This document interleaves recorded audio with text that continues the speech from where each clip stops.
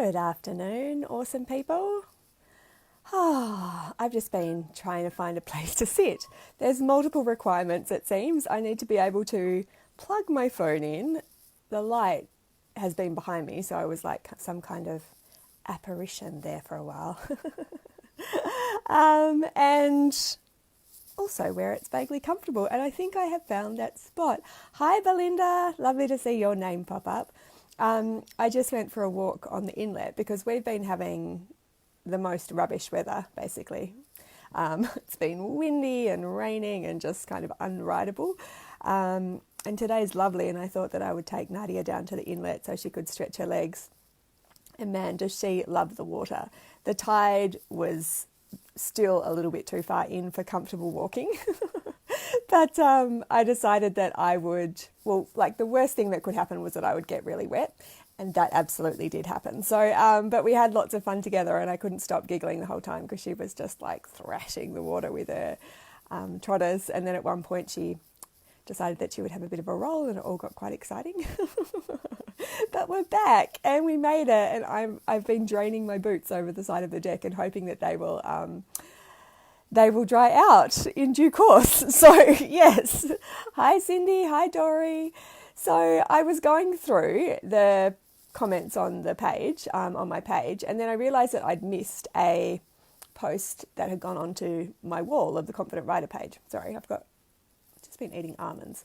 Onto the Confident Writer page, and actually, for any of you that have pages of your own, it's like this elusive thing. Like I can't actually re-find the post, and then it took me ages to find where it had actually gone. So probably better to directly message me from now on because it seems like posts that go on the wall of my page are like some kind of mystery for me to find. Anyway, I did find that post and I read it and I thought it was something that we could chatter about now. In one of the podcasts that I did with Katie Negranti, I think that one's called the ABCs of Horse Training.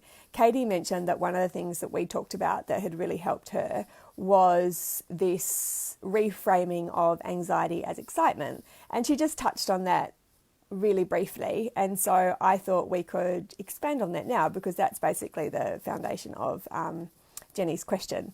So I want to kind of back the truck up a little bit before we get into that place because what's really interesting to me in terms of my evolution from the point of perhaps teaching that as just a thing in and of itself is that I have a greater respect, I guess, and a deeper understanding for emotions and their purpose. You know, why is it that we actually experience emotions and how is it that they actually have a constructive and beneficial purpose in our life as opposed to something that we might consider to be getting in the way, you know, unless they're the emotions that we might typically identify with as being helpful to us.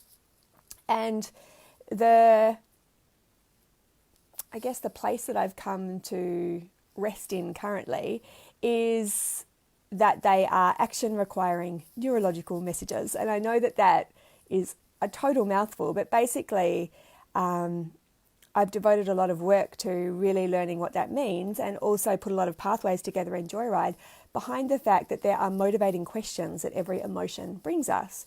And so, in essence, when we're in emotional flow, we are recognizing the message behind an emotion, taking action as a consequence of that, and then when we have actually actioned from that place, we move on to whatever it is that comes next. So we don't stay stuck within a specific emotion for too long. Within this, there are always two options that come up. So there are emotions that are true for the moment and emotions which are pre-patterned or essentially aren't true for the moment. And I've also written a post on that which has gone up this morning. So if you scroll back through my page, you'll see the post there that references this as well. But those are the two options that are available to us essentially. And when we are presented with an emotion which is true for the moment, so it's not necessarily something that we recognize as familiar for the situation that we're in, it's responsive to what it is that's presenting, then in order for us to stay in emotional flow, we recognize what the motivation of that emotion is or what it is that we're required to do. And we take action and we move on to the next thing. When it's pre-patterned, then we say, okay, what we're doing is stepping into a story or a narrative at this point that is either because of something that we've experienced in our past or something that we are projecting into the future and hoping usually hoping doesn't come to life. So for the most part, we are training ourselves in stories that necessarily aren't beneficial or supportive of our purpose. And that's where we need to recognize, is what I'm experiencing right now true for the moment? Am I actually in the direct experience of what's happening without attaching a story to it? Or am I actually experiencing something as a result of a mental and emotional projection that has to do with my past or something that I'm hoping to avoid in the future? Now, within the two realms of that, there are obviously two different ways forward that we need to action. The first, when we're in emotional flow, has to do with being able to identify emotions and work with them intelligently. So that's developing our emotional and our instinctual or intuitive intelligence. And then the other side of that is really understanding where there might be patterns of trauma, where there might be patterns of misunderstanding, or where we're actually being represented with a situation that is offering us a new opportunity to negotiate it differently. And this is what I really see as being the upward cycles of progress that I refer to. The other place, if you're interested in getting into this in a bit more detail, is the latest podcast that's out, Head, Heart and Transformation, is all around this topic also. So really dive into that if it's of interest. But basically, being able to understand those upward cycles of progress as you being, presented with this opportunity to renegotiate what is something that has presented to you in the past or something that is familiar to you in terms of a habit or a behavior, and saying, that's interesting. I may feel like I've gone backwards or I've regressed, or this is kind of me having failed in some way to be able to work with this properly. But actually what's happened is that I'm only ever able to deal with a situation within the skills and understandings that I have available to me at the time. And the simple fact of the matter is those understandings and skills are developing. So it makes sense that as we move forward, layers are peeling away, opportunities are presenting for us to understand something differently and move forward a little bit further within a situation that perhaps we hadn't been able to successfully metabolize, and actually take what we need to at that point and, make that upward cycle of progress towards wherever it is that we need to be. So understanding things in a cyclic way has been really transformative for me, and something that just removes that veil of judgment that we so easily step into. I think it's really easy to start bashing yourself over the head with the itty bitty shitty committee stick. They can all get out there and have a go, can't they? So that doesn't really serve any of us at any point. So the reason that I wanted to preface this conversation with that is because I think that it's not just a simple matter of understanding the physiology or the symptoms, if you like, of anxiety and excitement, and kind of wanting to trick yourself into believing that you're feeling something different. The approach that I take now is to say, well, what is the purpose of this anxiety? Like, what is the preparation that I need to take? Like, what's the motivating question behind it? Is this anxiety that's true for the moment? Is there something which my horse is presenting me with that is actually beyond the skill set or capability of what I'm happily able to or wanting to deal with? And within that, that's not a brick wall. That's not the end of the road. That's just you being able to say, well, okay, what resources do I have to draw on? Who is it that I can ask for help? Or what skills do I need to learn in to be able to bring this to the type of conclusion that I would like to see happen? So that's the one situation, or that's basically how I deal with it now. I really honour anxiety. I don't think that anxiety is something that we need to be afraid of. And a lot of time we layer anxiety and fear with the actual fear of the anxiety or the fear of the fear. And the real power is in turning towards it and acknowledging it. Because if you can think of it from a metaphorical point of view, like as soon as you start running from something, it's behind you. Like you're playing catch-ups. You're always waiting for this thing that you have, behind you to kind of jump on your back and bring you down. But if you turn towards it, then you're actually able to draw on what it is that you have available to you. You're actually able to get into a dialogue with what's happening and say, what do you mean? Or is this, what is it that I'm making up around this experience? It's actually exaggerating it in some way. So that's really about staying in the direct experience of it as well. And it's such a huge skill that I think that we all are in constant practice, negotiation with and conversation with. So the reason that Katie brought this up in her podcast, this conversation about anxiety and excitement was because the symptoms, if you like, I can't think of a better word to describe it, but basically the physiological experience, I think that's better, of anxiety and excitement are similar, if not the same. So that if I was to go, wow, I'm really anxious about this, and then ask myself the question, what is it that I'm physically experiencing as a result of that anxiety? I could say, well, I have like sweaty palms, I'm feeling a little bit flush in the cheeks. I feel like my heart rate's increased. I'm having trouble focusing, all of those things which we might typically attribute to anxiety. Interestingly, when I was studying in India as well, when I was doing my yoga training and I studied Ayurveda, one of the beautiful lessons that I learned from that, so Ayurveda is the traditional Indian form of medicine, is they understand things quite similarly to the Chinese way, which is in terms of energetics. So the energetics of anxiety is that it's very airy, it's very light, it's very up in the clouds, so it debases you or destabilizes you. And if you can think of it that way as well in terms of the energetics of anxiety as it presents, then you can think to do the opposite. So it's like, okay, if I have this airy quality, this very light quality, then what I need is grounding and nourishment and support, all of those things which anchor us to ourselves and to the earth, basically. That's an aside, but it just popped into my mind and I thought it was worthy of sharing.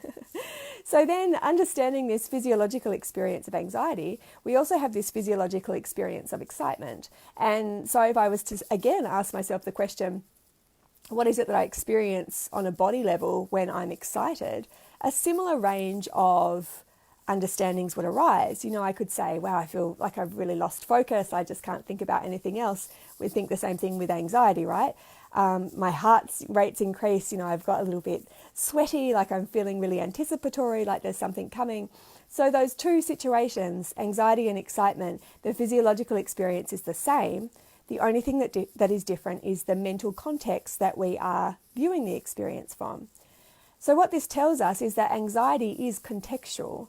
The experience of anxiety, or the similar experiences of anxiety, and we're not talking about states of panic or those extreme anxiety states where it takes us into fear. We're talking about kind of normal anxiety, if I can dare say that, where we would sense as an anticipation, we would sense that there's something there which is destabilizing us, but it's not sending us into that place where we're immobilized. That experience physiologically is contextual because it's the meaning we're attaching to a series of events or potential events that is cueing our unconscious mind with the feelings of concern, which is causing our body to mobilize its resources and send, cortisol and adrenaline into the system, which tells it that we need to be prepared for action in some shape or form. And that is the same or a similar process that happens with excitement. So then, the reason that I went into that whole conversation prior was because I didn't want to be so flippant as to think or as to dishonor the experience of anxiety and say that it is as easy as pretending it's excitement. It's not that easy, it's not the case. However, there is a certain empowerment with recognizing that you are actually creating the meaning behind your experience. You are actually contextualizing your experience so that it is creating concern within you and creating that physical sensation that we would also readily, associate with that feeling state. In order then to use this to your advantage, you can say, okay, what I understand is there is context here, there is perception, there is a story that I'm attaching to this situation where my focus has gone to the worst case scenario. So if I understand that this physical experience is something that I could also understand as excitement, then how is it that I could change the meaning that it is I'm experiencing? So if there's anticipation coming up about a clinic or a competition or a lesson or something that I'm doing with my horse, could I consider the possibility that excitement is also available to me? Could I consider the possibility that within the scope of my focus, if I was to soften the edges of that and really expand what it is that I am, allowing into my current experience, that there is more within it than I am currently focusing on? So really, that's the crux of it. And to me, it's a very useful way of looking at things. It's an excellent reframing process, but it's also one that allows us to really understand that meaning that we attach to things and the story, just how how we are in stories all the time and how that affects what it is we experience in our reality. So yeah, it's pretty cool. Anxiety has become my friend. I think that I've become somewhat of an expert in anxiety as a result of, past history, as a result of personal experiences with it. It's definitely my default. Like, I know that if I get out of whack or if I become imbalanced in some way, like I don't sleep enough or things just feel too stressful, anxiety is my go-to. You know how we all recognize there's kind of like a switch that happens when we're imbalanced. And it takes us to a certain emotional place that's most practiced, essentially. That's the one that I've most practiced. But also beyond that, it's also the one that I'm working with so much. And maybe it's because I attract it, because of all of those things. So anxiety is something that comes up a lot in conversation with writers. So if you are out there, don't let anxiety trick you into thinking that you are alone in this. You're absolutely not alone. The other trick that anxiety plays on us is it feels so consuming. Like, the actual energetic frequency that anxiety liberates within our system is a really feisty one. It really can convince us into thinking that this situation that we're concerned about is so much bigger than it actually is. So don't let yourself go to that place of exaggeration or inflation of what it is it's actually presenting to you. And there's nothing wrong with you. There's nothing wrong with you. Anxiety is very workable if we're able to stay in flow with it, as opposed to ignoring it or suppressing it or deviating our focus and just hoping it goes away. If we're actually able to honor it and skillfully negotiate it, then there's no reason that you have to be wrestling with it. You can actually welcome it when you see it and say, okay, what is it that I need to do here? What is it that's presenting? What is the motivation behind what's presenting? What action do I need to take in order to be able to stay in flow with this, as opposed to feel like it's completely destabilizing and debilitating me?